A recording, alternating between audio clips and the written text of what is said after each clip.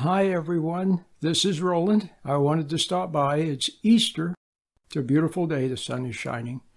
And I thought I would check in with everyone. Haven't made a video for a while. I've been focusing on radio. I'm on a large number of stations right now, some of them very big. I'm on a station in Los Angeles and the Gulf Coast of Texas, Massachusetts. I even am covering a large portion of the state of New York. It's just fantastic.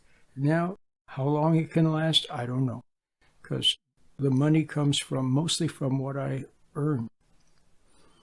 But I am still busy. I'm writing a new book, and it's about spiritual healing, but it's also about some things that go wrong when we fall away from God. And so I do talk about illness. And particularly, I talk about cancer quite a bit. So I'm real excited. It's going to be a beautiful book, and it's going to be ready very soon. It's basically done. It just needs some editing. Now, I wanted to talk about prayer today because lately, what I've been saying on my radio program is that it's hard to pray when you are emotional, when you're upset, when you're angry, when you're nervous, and then when you're lost in thought. See, those emotions pull you down. And along with the emotions then come negative thoughts that accompany those emotions. And then when you have negative thoughts, the negative thoughts then generate negative emotions. You see what I mean? So when you're lost down there, now we all know that worry is not good. But how do you stop yourself from worrying? Well, there actually is a way, and it's not by trying to think positive thoughts or trying to replace the negative with the positive or anything like that. It's by going to a different place. And the different place is to not be lost in the worry. It's to come up and out of thoughts, up and out of the imagination, up and out of the emotions, so that you can observe the emotions. Could you imagine an airplane that's flying in thick fog? Have you ever been in that situation? I have. And then all of a sudden, the airplane is rising, and it rises above the fog. And there you are in the beautiful sunshine, and below are the banks of fog and everything else. Well, getting better is largely just simply a matter of finding that place of being there. Now, so how do you get there? Well, you just snap out of it.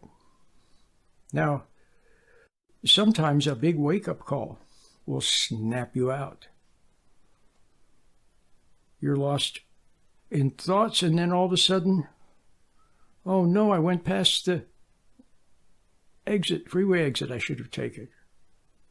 Or you're totally lost in the emotions of some romance. You met some guy and you're totally caught up with him the way you get caught up with emotions and imagination and fantasy and everything else. Then all of a sudden, you discover that he's been cheating on you. You find out he's got another woman on the side. You find pictures of her in his wallet and on his iPhone, and you know the usual story. Well, that's a wake-up call. Or you're going along totally lost in worrying about this and what about that, and what about my stocks, and what about what am I going to do for my vacation, and all these things, and all of a sudden you get cancer, diagnosed with cancer, or you have a heart attack. See what I mean? It's a big wake-up call. But the problem is, a lot of us, when we get that big wake-up call, what do? We very quickly, we might even clean up our act for a while. You get rid of that rotten guy, You start eating right, you exercise more, etc., etc. But then what happens? Eventually you start falling back into the old pattern again. Well, it's the same thing with thoughts and emotions. You get out of them for a while, but then you fall back into them. Or I'll give you a simple example. You wake up in the morning and you think, oh, it's a beautiful day. Today I'm not going to get angry.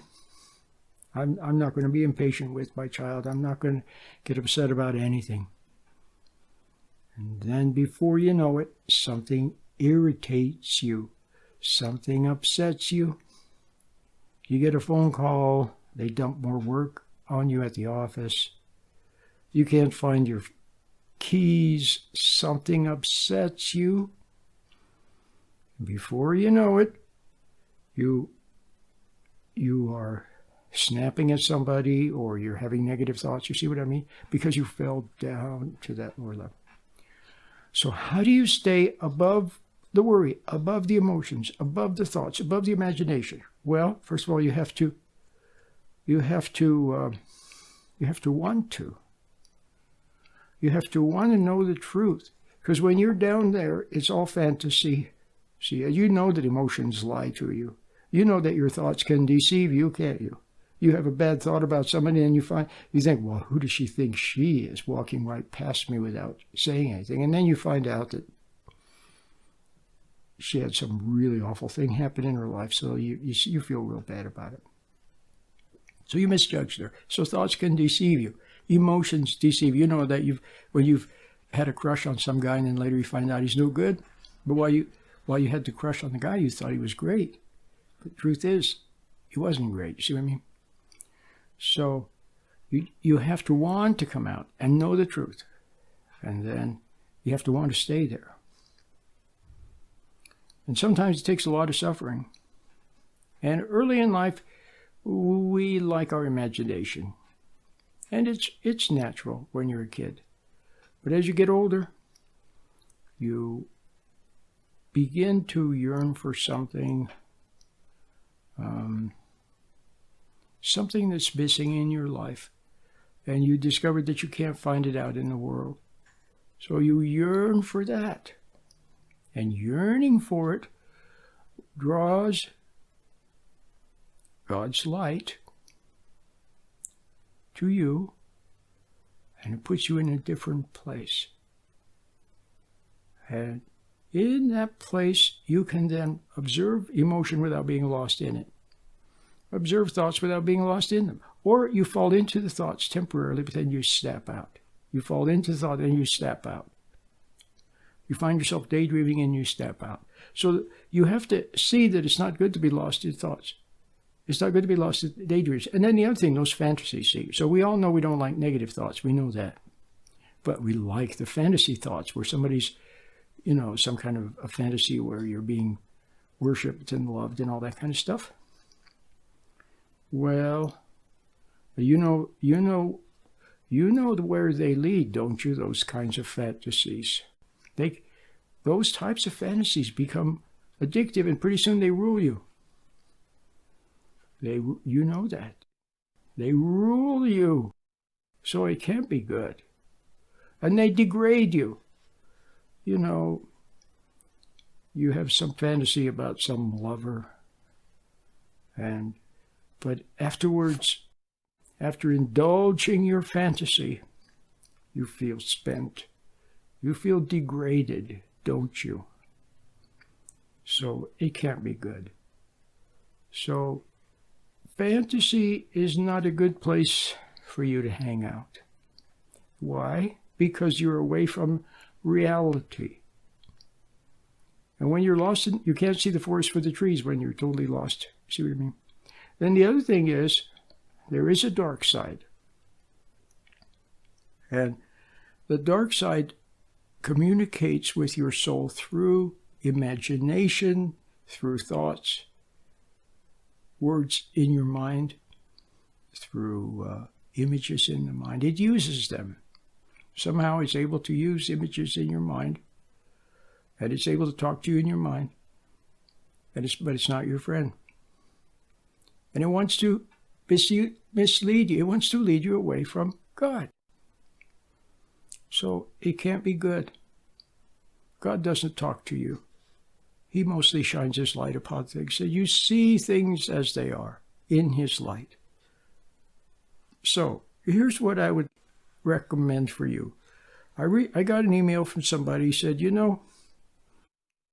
I guess they were watching one of my YouTube videos about A Guide to True Peace. I just published this book. It's, A Guide to True Peace. It's a spiritual classic. But I made it in modern English. I took out the these and the thous and this and, all that kind of stuff. And it's in large, well, you can't really see it here, but it's in large print. It's a large print book. So it's a handsome book. It's a nice gift book. But what I want to say is that it's simple. A lot of people are attracted to this, A Guide to True Peace, just like a lot of people are attracted to experiencing God through prayer. Madame Guillot. Because it's simple. So simple, that's what you need, is something simple. You don't need anything complicated. Because anything complicated, you get lost in it. And you don't want to get lost in things you want to snap out. So what you need is something simple, which I have for you. So what do I have that's simple for you? I have a little meditation. And I call it meditation because that's a good word for it. But I also call it get ready to pray. Oh, so what I began saying in the beginning of this little video, it's hard to pray when you're totally upset, when you're angry, when you're nervous, when you're lost in negative thoughts, lost in negative emotions. It's hard to pray when you're lost in your fantasy, whatever it is, whether it's seemingly good or seemingly bad. So you need some way to snap out. And you don't want the big wake-up call. You know what I mean? You don't want that. You don't want the heart attack or anything like that. You just want to wake up. And so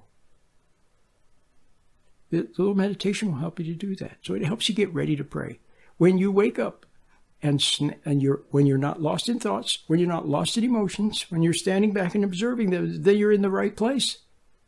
And when you're in that right place, then you have access to God's light. You can see things the way they are. See how simple? And the meditation helps you to do that. It very gently, very, very gently shows you how to sit quietly and find God's light. It actually does that. And it's so simple. And it's free. And if it doesn't work, what's the harm? It's beautiful. It's very simple.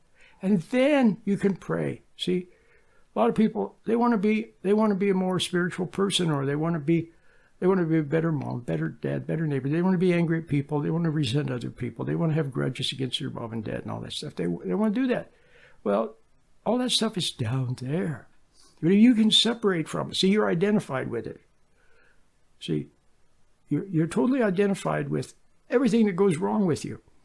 And everything that happens to you, and every thought in your mind, you're identified with it, and so you defend it as if it was yours.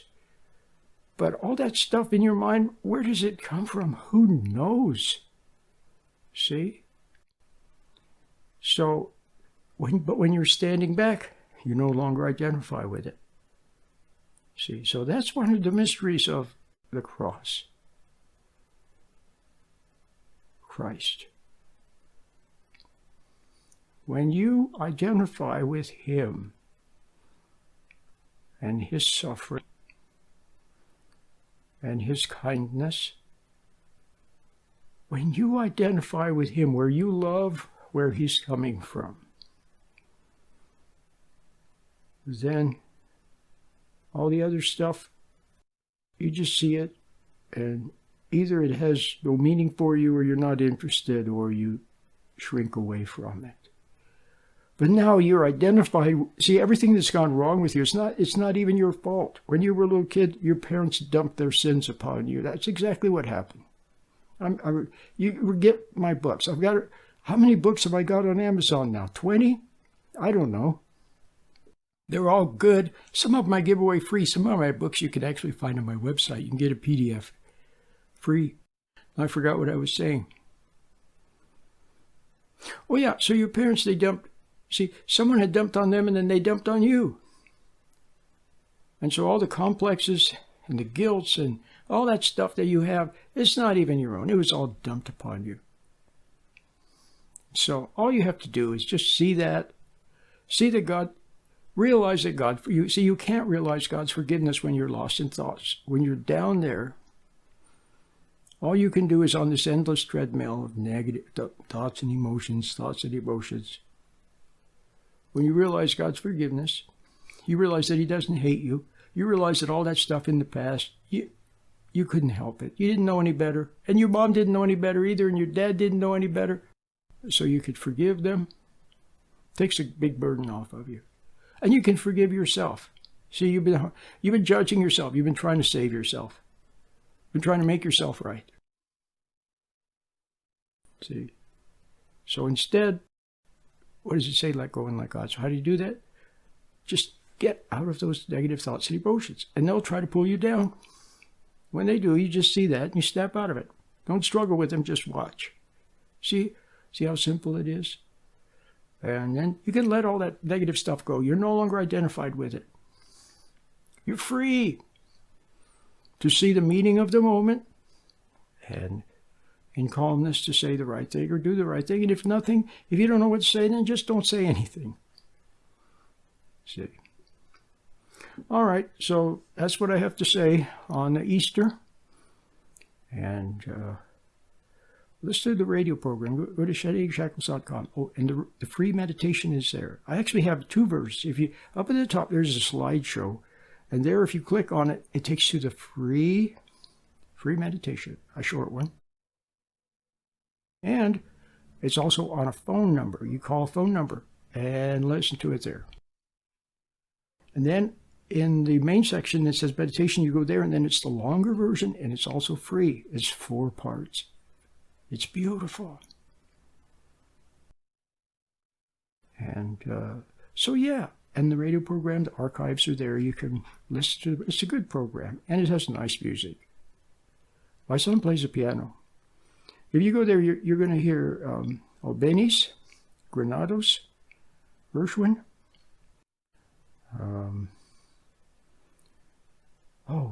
Irving Berlin, Mozart, Chopin, Rachmaninoff, Franz Liszt, and you'll hear some Christian, maybe a gospel version of What a Friend We Have in Jesus or something like that. So it's just beautiful, a little bumper music. But the content is the main thing. So how do you read my books or This Guide to True Peace? Just pick it up, open it up somewhere, read a little bit until you see something is highlighted for you. See, it's the internal testimony. It's what you know in your heart. It's God's light. You read something and say, oh, I see. And then close the book. That's enough for the day. Take that beautiful little insight with you throughout the day.